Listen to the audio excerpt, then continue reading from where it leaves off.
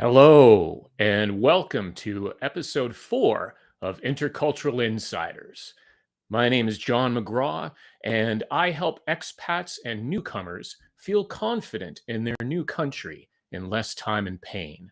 I am the founder of Hyaku Coaching, which is dedicated to helping you create your pathway to success in a new culture.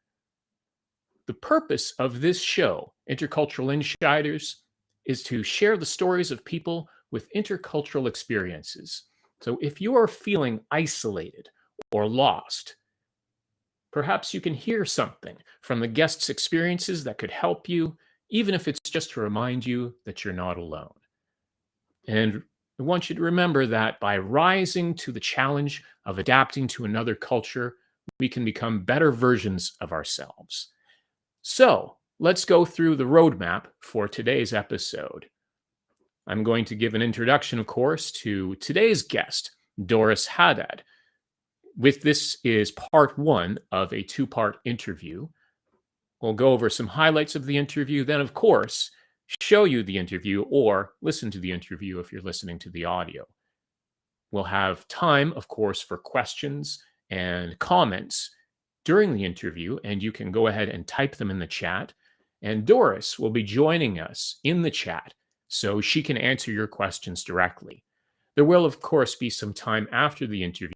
The interview itself, roughly 17 minutes, and there will be time to answer extra questions and also to highlight some other details and other services that Hyaku Coaching is offering up.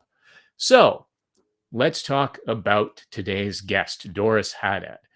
Doris Haddad has a Master of Education in Career Counseling, and she is a Master Certified Career Coach. She has an extensive background in both public and private sectors, and she worked as an HR advisor and career counselor in the Canadian federal government. She now pursues career coaching on her own because she finds it better fits her values, innovative strategic thinking, and lifestyle.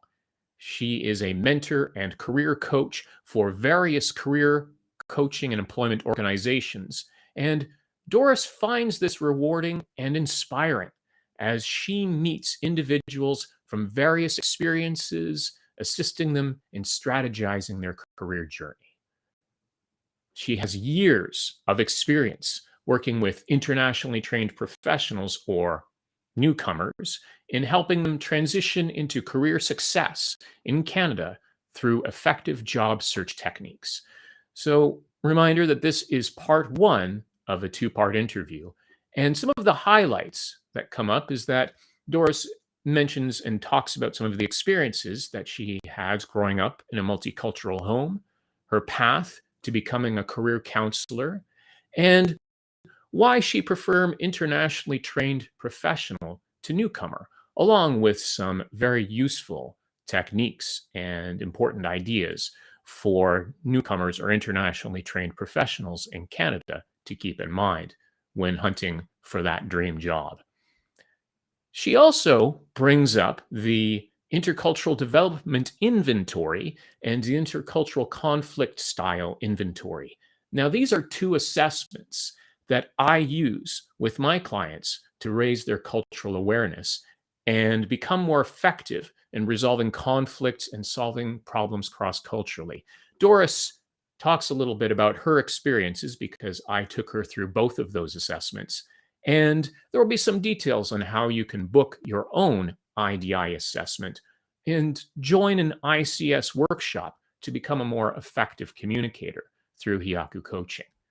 Now, a reminder that this is part 1 of a 2-part interview. And of course, the interview is recorded, but a reminder for everyone watching live that you can comment and ask questions in the chat. And Doris is in the chat right now. You can see a comment from her. Hello, Doris. And she can answer any questions that you might have during the interview and after the interview. And I will show comments and questions on the screen as they come up. So please feel free to be interactive during the interview and during the rest of the show. There will be some time for a wrap up and some details about part 2 of the interview with Doris Haddad. But now, without further wait, let's get into part one with Doris Haddad, career counselor and career coach. We've got Doris Haddad, who is a professional career counselor and coach with many years of experience working with newcomers and Canadians in helping them to find the best career path for themselves. Doris, can you tell us a little bit about yourself? Yes. Hi, John. Thanks for having me today. I've been career counseling for the last 30 years, so working in both federal government type workplace as well as private sector. My latest audience that I've been focusing on are newcomers, and I call them internationally trained professionals because really people coming from abroad have amazing education and they're also having amazing experience to bring to Canada. So I've been helping individuals with their job search techniques, both Canadians and newcomers, and I help with different skills around networking, how to introduce yourself professionally, how to interview in a way to win that interview, and critiquing resumes as well to help you get screened in. It's been 30 years that I'm helping individuals, and I have a lot of insight and wisdom to help people land their dream job. That's exciting. And I like the point that you mentioned about using the term internationally trained professionals. I imagine that it's not only people who have newly arrived, but you've mentioned Canadians born and raised, and clearly internationally trained professionals have been in Canada for some time and may still be struggling at some points.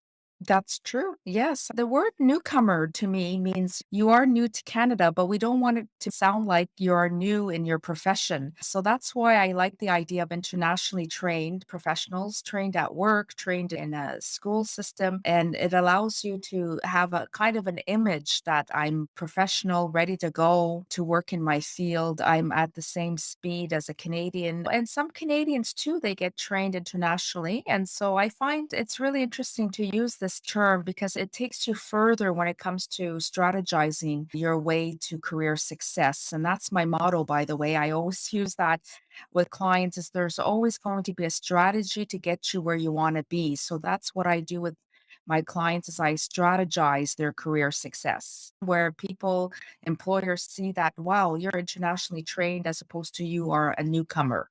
That's an excellent point you make. So, the association that some people might make newcomer being new to the profession and not just to the country. So, your reasoning for emphasizing internationally trained professional really makes a lot of sense.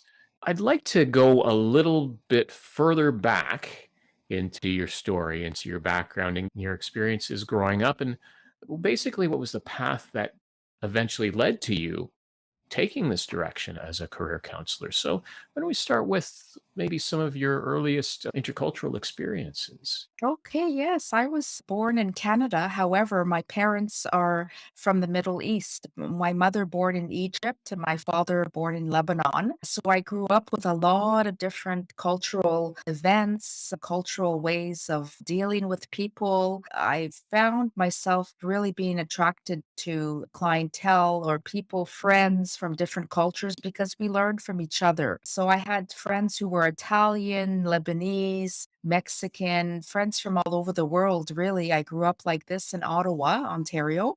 And my parents wanted to be perceived as not just from a different culture, but they wanted to be perceived as Canadians. So they would always be in situations of promoting us to go to Canadian events. And my father got a job as a chartered accountant in the federal government. My mother decided to be a stay at home mom. And my father intrigued me when he said, "Well, come and work for the government." And so I decided to take that move at the beginning of my career. And while I was working, I noticed there were people from many cultures in the federal government, and everyone had different ways of perceiving as well as giving ideas. And it really made for a good mix of amazing ideas in order to get a project off and running. I would say that throughout my entire life, from childhood to adulthood, I was always exposed to different cultures. And then I started to say to myself, well, I'm going to study human resources background because, of course, it has to do with hiring people from different experiences, skills, personalities. So decided to do a degree in university, a Bachelor of Commerce with Human Resources specialty. And because I loved staffing component, I started to get into staffing, hiring, interviewing. And then from there, I decided after working for several years in the government, I took a leave in order to do a master's of career counseling, a master's of education at Ottawa University. That also provided a lot of insight with students, fellow students from different cultures. I love the field of career counseling. I love interviewing people. I love to be interviewed. I love helping people land their dream job. It's very self gratifying. And especially now, my greatest audience is people from different backgrounds, from different countries. What would you say was one of the biggest takeaways that you got or biggest lessons that you got from your early work? Earlier on, advocating for my parents that they are professionals as well. My mother did work as well in her country in telecommunication. Here in Ottawa, she took on a lot of small contracts, even though like she was predominantly stay at home. She took telecommunications small contracts. So I'd be encouraging them to do the kind of work they did from in their countries. So telecommunications for my mother, accounting for my father. So I promote to them to look at job posters, apply, and they had a lot of opportunities to work because they just talked about their skills. That's the focus, really, not from where I am. So from earlier on, I advocated to my parents, but also advocated outside when we went to community association meetings that my parents are able to work here in Canada because it's really the skills that they have that count as opposed to where they're from. And that's what I do with my clients too. I promote when they are asked, what are your Canadian work experience? My clients often say, I haven't been exposed yet, but I do have the skills, the abilities that are transferable to work in a Canadian work environment. And even given that Canadian work environment is very multicultural, I don't see myself at all struggling to get into this new environment. And often my clients will have volunteer experience in the Canadian environment. So that's what would promote to the manager, the employer. I don't have any struggles because I've worked with people from all over the world in my country. So it's really my skills that count. And here are my skills. I'm ready to do the job and you won't be disappointed. Maybe you could give us a little bit of background about what Canadian experience means in terms of what some employers might be talking about or how important it is to have that. I've had a lot of conversations with employers because I end up also having clients who are employers. And often they're worried because they tell me that your clients have not worked in a Canadian workplace. And I say they don't have the exposure to a Canadian work environment, but the skills that they have are completely applicable to a Canadian workplace. They are completely transferable here. So it's all about just taking away the title Canadian experience and just calling it work experience because that's what it is. Experience is transferable no matter what. Even if I go to live in another country, my human resources experience will be completely applicable. So the key here is to convince the employer and they say it makes sense. And I'm going to now proceed and hire people from abroad who come here to Canada and give them that opportunity and not worry that they haven't been exposed to the environment. The Canadian work environment is very much multicultural. So no matter what, people from all over the world will fit right into our Canadian work environment. I like the point that you're making about educating employers that the skills that they're often looking for are transferable. I think in the past, there was maybe a tendency for employers to focus so much on Canadian work experience. I do speak to my fellow HR colleagues, and they often tell me that there's been new policies added around not discriminating against people who are from different cultures. So employers cannot get into their culture and ask personal questions about their religion or anything political.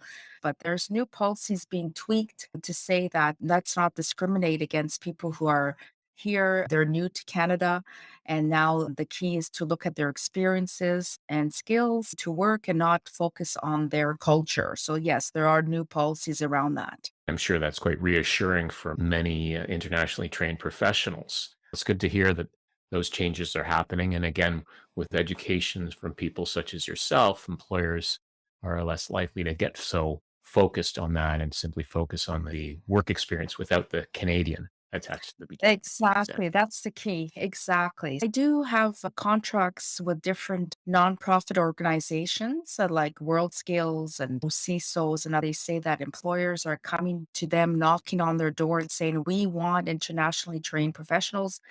We experience that they come with a lot of different insights that we wouldn't have had if we only hired Canadian born people. I'm seeing more and more employers wanting internationally trained professionals. It's reassuring that, as you mentioned, that employers are looking specifically for people who have that international work experience. They've come to the realization that people who have those experiences and come from different cultures can, in fact, bring a different perspective and actually improve performance because of that. Yes, I do have two clients recently who I referred to some wealth management type firms. And one in particular, she's a wealth manager from India. And my contact was grateful because he said, "You kind of mentality and thinking and strategy that my client has is going to be an addition to his firm because he's just going to bring different insights and perspectives." And same with another client who just was looking to enter the banking environments. And as a teller, she got in and has a lot to offer. And within 2 months, she got promoted to a financial advisor position because her ideas were much stronger than staying as a teller. And it really brought a lot of excitement to the bank because they just said, wow, this person is dynamic, vibrant, lots of ideas. We're going to promote her in a couple months. There's no point to keep her at the teller level. So their employers are excited when they meet clients like who they notice themselves. They make then a overall assessment that it's a benefit to hire people from abroad because they come with different perspectives and ideas. In fact, that reminds me of a figure that I've mentioned in some of my talks. It's that corporations that manage diversity effectively tend to be 35% more profitable than competitors that are not diverse or don't manage diversity well. That's definitely a big percentage, 35%. And I believe it for sure. I see so many results and people, organizations, missions on the internet, their websites continuously talk about diversity as well and inclusion. And they're seeing that it's helping them grow and make more profit. That's for sure. So I totally agree with what I'm hearing you say. It's not just for making life better, it can also help the bottom line for people who are more focused on that, right?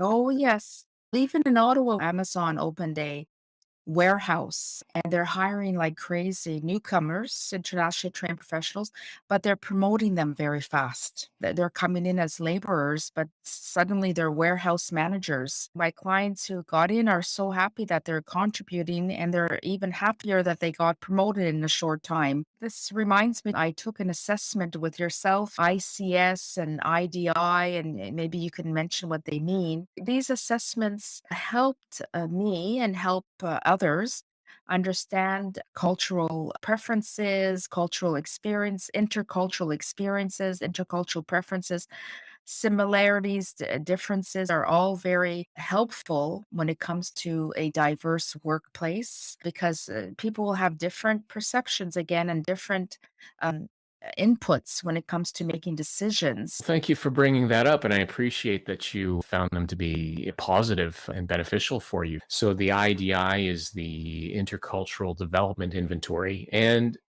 essentially it's a scientifically backed assessment on how well you can adapt your behavior to be able to work with other cultures, to act as a bridge between cultures. It's something that can be done with organizations as well to give an overall picture of how effective an organization is in managing diversity. And it's an excellent tool as a starting point to think about okay, where you are and where you want to be. And it's been used not only by myself, but by many government organizations, educational institutions, corporations to really manage diversity and inclusion more effectively. Because the thing is, when you think about culture and cross-cultural competency, it's something that people may have very little idea of what exactly that means and how you measure it. The IDI gives a way to actually measure it and be able to figure out, okay, how to improve it and be able to get better results, whether you are someone who is adapting to a new culture or you are someone in a senior management position and trying to find a way to help your corporation to be more inclusive and be able to perform better as a result. And it's an excellent tool for building that awareness and giving a roadmap on how to succeed there. As for the ICS, the Intercultural Conflict Style, it focuses on what your preference is when in a conflict situation. And it helps to raise awareness around how that can be culturally influenced. So, for example, in North America, the majority like to focus on a discussion style, which means talking quite directly, but being emotionally reserved. Whereas what's more typical in East Asia is an accommodating style where it's less direct. So there could be some confusion. Talking about my own experiences, early experiences in Japan, talking with some Japanese being less direct and I was being more direct, not being able to necessarily understand their point and me maybe coming across as too aggressive. And when you're aware of the different ways, it's easier to adapt when necessary. So, yeah, both tools together can be extremely useful. I totally see the benefit. I experienced the two tools, and it's something that I would promote definitely to any employer, especially, but also employee who wants more knowledge about intercultural experiences. So, yeah, I really enjoyed it. So, thank you. I'm happy to help you build your awareness around those. And certainly we can have more conversations. Right. So that was part one of the interview with Doris Haddad. And I could see that it was quite lively in the chat. So very exciting. I'm not sure if my video might be frozen, partially frozen a little bit, but at least you can hear my voice.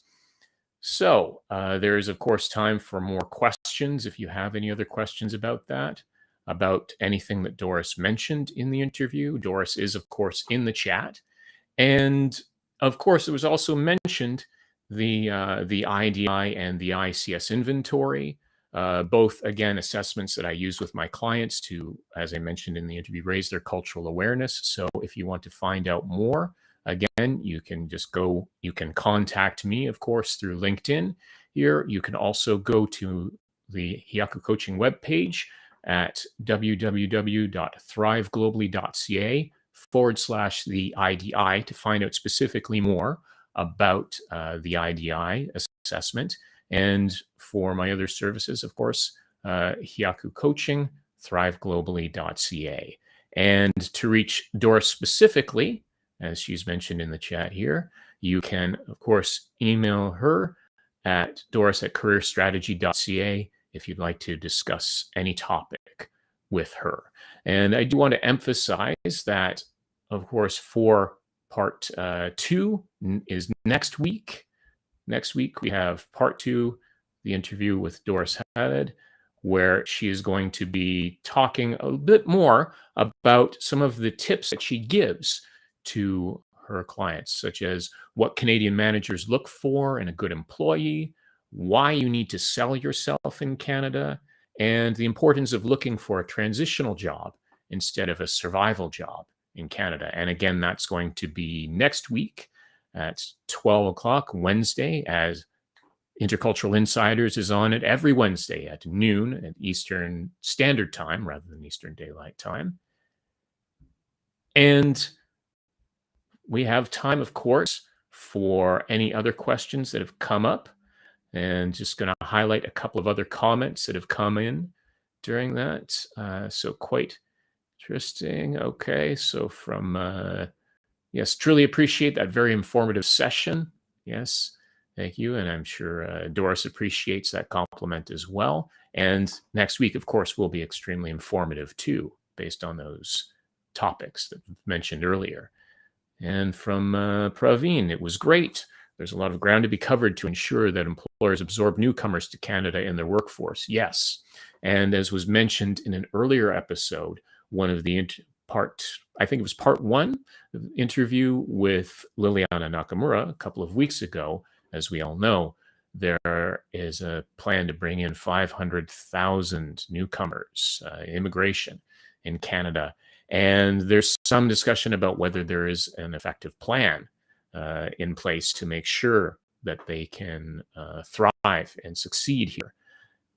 And I want to emphasize, of course, one other aspect that one needs to consider when you come to Canada and get a job from following the advice or working with a career counselor like Doris Haddad is also how do you advance and progress in a Canadian workplace? And the fact is that understanding the work culture is essential, as we discussed here, and we'll discuss a little bit also in the interview next week. So I want to also mention, in addition to those services I mentioned earlier about the IDI and the ICS, that we'll be launching a group coaching program for ambitious newcomers to Canada who want to make their roadmap to success after getting the job by having a greater understanding of the culture in Canada and their own culture and how it affects their thinking. So if you're interested in learning more, you can contact me through LinkedIn. You can also connect through me through the Hiaku Coaching website at thriveglobally.ca. And you can also reach me at, at info@thriveglobally.ca. And again, to emphasize, if you want to know more about the IDI inventory and the ICS inventory and how those assessments can also give you a plan for success, you can, of course, contact me or go specifically to the webpage at www.thriveglobally.ca/the IDI, as one word, the IDI. Right. And we have, I think, some time for maybe just to see if there are any other comments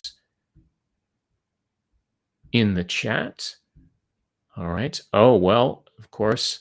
Thank you from Doris. Thank you, everyone, for your comments. And please make sure to tune in next week for the second part of the interview with Doris Haddad, where she reveals a lot of useful information for newcomers looking for their dream job or their dream career in Canada. So again, that is coming up next Wednesday, as the Intercultural Insiders is on every Wednesday, November 16th at noon Eastern Standard Time. You can join here on LinkedIn Live, and you can also participate on YouTube. And you can watch all of the episodes of Intercultural Insiders on demand on the YouTube channel at www.youtube.com/@Hiaku Coaching. So thank you very much and enjoy the rest of your Wednesday. See you for part 2 next week.